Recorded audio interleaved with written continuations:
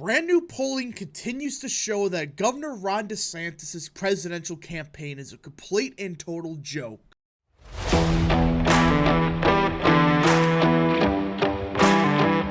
What is up, people of the internet? It is me, Real American, back again with a new video, and today it is time that we talk about the 2024 Republican presidential primary. Because everyone, we have a brand new poll from Emerson College that shows Donald Trump maintains a large lead in this primary. But not only that, but DeSantis continues to crater so bad that not only does he not qualify for delegates, he's not even in second anymore. Hell, not even in third place.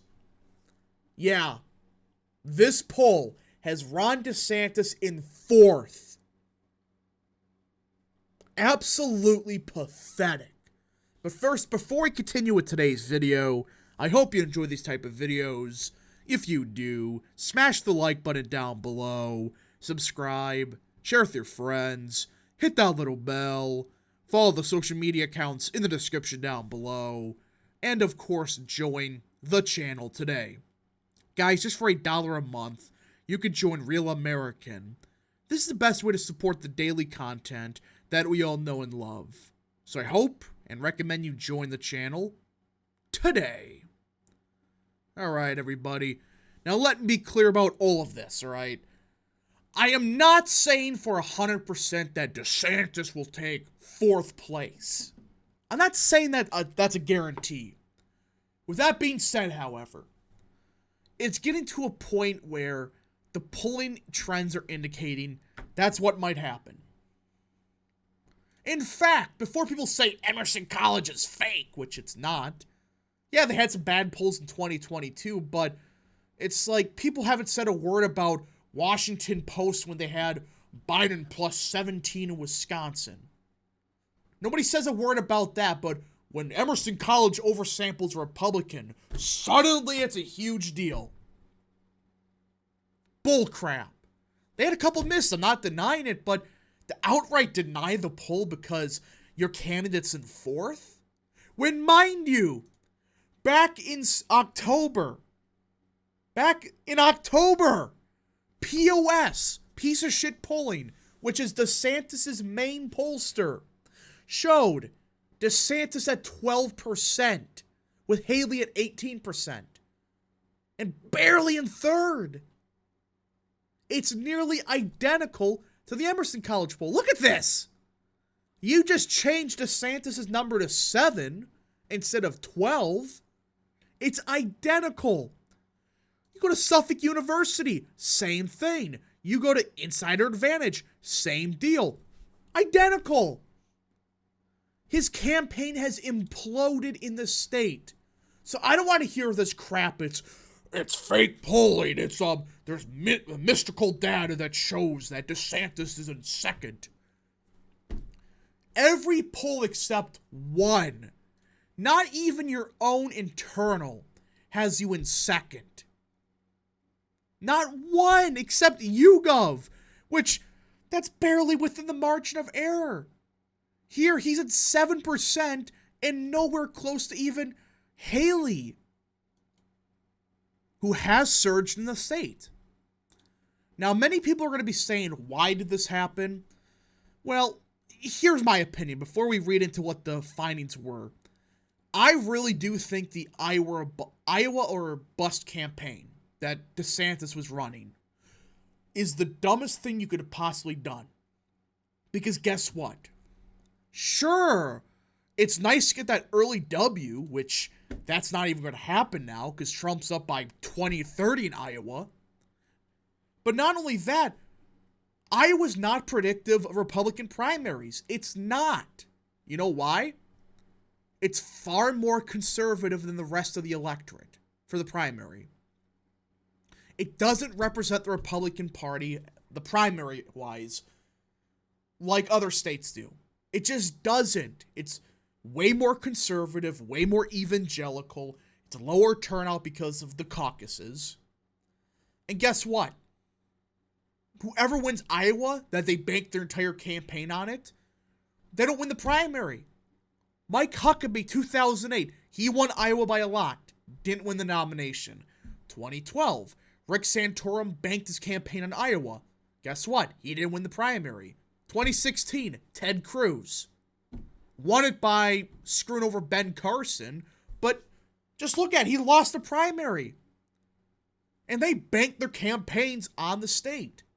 It doesn't generate momentum, and in fact, historically kills you in the very next state, New Hampshire. New Hampshire is far more moderate, less evangelical, obviously, than Iowa is. And that's the problem, because DeSantis, he's running on, banning abortion. Trump is the real liberal. He's pro-choice. It's like, dude, that might help you in Iowa by a point, but it kills you in New Hampshire and even Nevada. It was a stupid strategy to bank your campaign on it, because this can happen. But let's get into it. Let's see what Emerson found. A new Emerson College polling, WHDH poll of New Hampshire voters, finds former President Donald Trump with 49% of voter support in the primary, consistent with his support in August. Unlike the August survey, a candidate reaches double digits this month, Nikki Haley, whose support increased 14 percentage points from 4% in August to 18%, which, that's because she is getting the neocon, never Trump base that hasn't voted for Christie yet. She is getting, the Bush types, what's left of them in the GOP. She isn't flipping, Trump voters. You see here, Trump is still at 49%, the exact same as he was back in August. So it's like, Trump isn't going down in New Hampshire. I know people are going to say, oh, March, but that's before people announced, that's before other people got in, etc. But even then, it's like, Haley's only going up because she's getting what's left of the never Trump base. She's getting the DeSantis voters that are petty about it. She's getting the undecideds. She's getting the Mike Pence types. It's true. She's getting the voters that hate Trump, but will not vote for Christie or DeSantis for whatever reason. But just look at this graph. DeSantis is pulling closer to Ramaswamy than he is to Nikki Haley. That's how sad this is getting. There is a chance he ends up in 5th place if trends continue. I'm not saying it's 100%, but it's very much possible. And for those that don't know, you need 10% of the vote in New Hampshire to get delegates. So there's a good possibility Ron DeSantis doesn't even qualify for delegates. That's why it is horrible news he's not at 10%. It's bad enough he's not in 2nd or 3rd. But the fact that he's not even going to qualify for delegates, according to this, that's a death blow to a campaign. It never goes well if you don't get delegates in New Hampshire, unless you're Bill Clinton, which I think even he got delegates, I believe. But either way, this isn't good. Nikki Haley's support is driven by older voters and those with postgraduate degrees, Spencer Kimball, executive director of Emerson College Polling, said.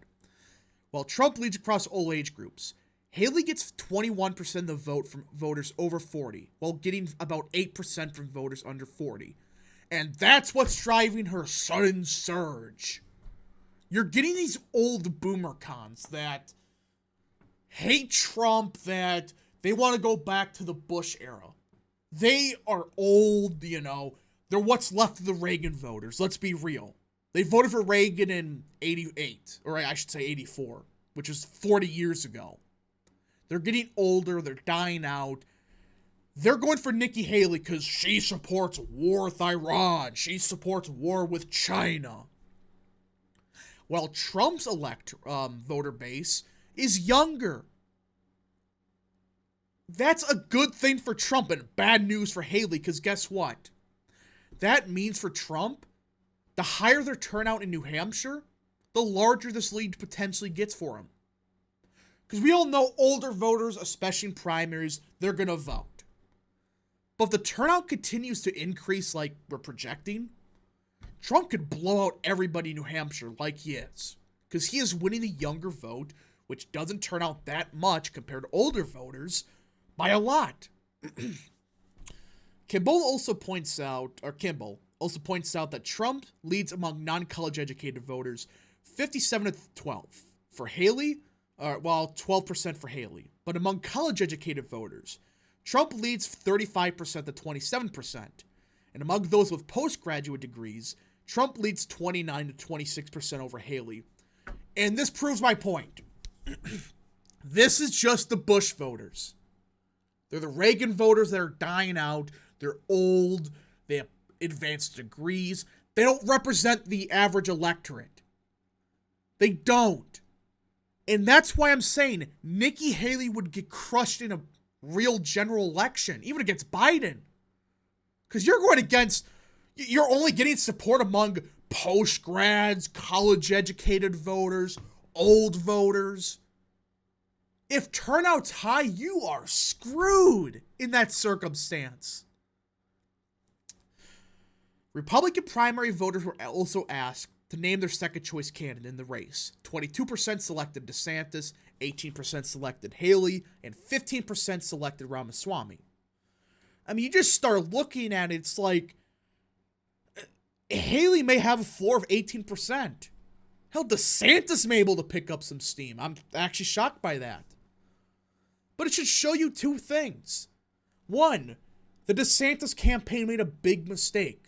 They should have focused a lot more on New Hampshire. Because they're still getting decent numbers of those that would select DeSantis as their second choice. They're still beating Nikki Haley. But number two, it shows you that Trump's lead, I don't think, no matter what you do, you could overcome it. Because the voters you're getting, they make up such a small share of the electorate, you're not going to be able to pick up enough of them to overtake Trump. Now, in the Democrat primary, voters were presented with candidates Williamson, Dean Phillips, or someone else option, where they could write in or vocalize which candidate they plan on voting. A plurality of Democrat voters were undecided, while 27% plan to write in Joe Biden, 15% plan to vote for Dean Phillips, and 10% for Williamson, and 5% for someone else. Which, that is bad news for Biden. I understand that he's not a candidate technically because New Hampshire is not allowing him on the ballot because they are holding the primary illegally, in quotation. But the fact that his name is so simple as Joe Biden, and he's only getting 27% of the vote, while Dean Phillips is already at 15%.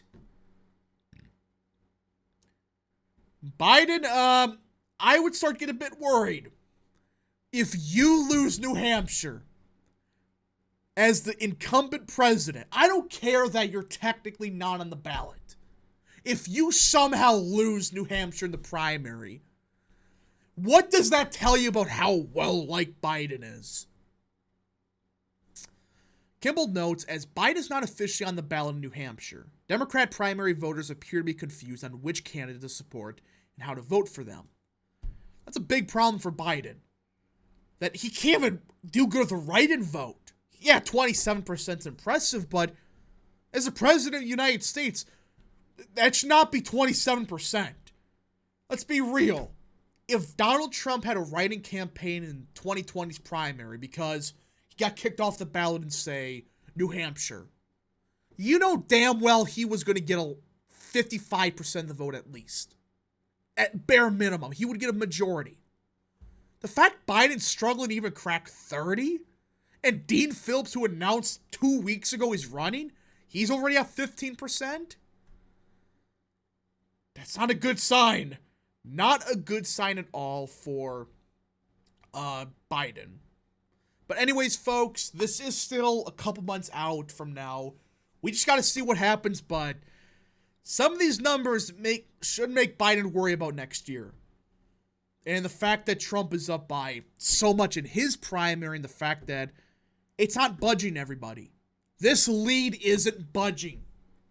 Haley's picking up all the remaining never-Trumpers, but guess what? It's not 2004. It's not 2000. Hell, it's not even 2016. Trump has the vast majority of the base. And the ones that are undecided, they might break for Haley, but it's not enough. Mathematically speaking, there's not enough never-Trumpers out there to overtake Trump. If you guys did enjoy this video, smash the like button down below, subscribe, share with your friends, hit that little bell, follow the social media accounts in the description down below, and of course, join the channel today. Thank you so much. Godspeed to all of you.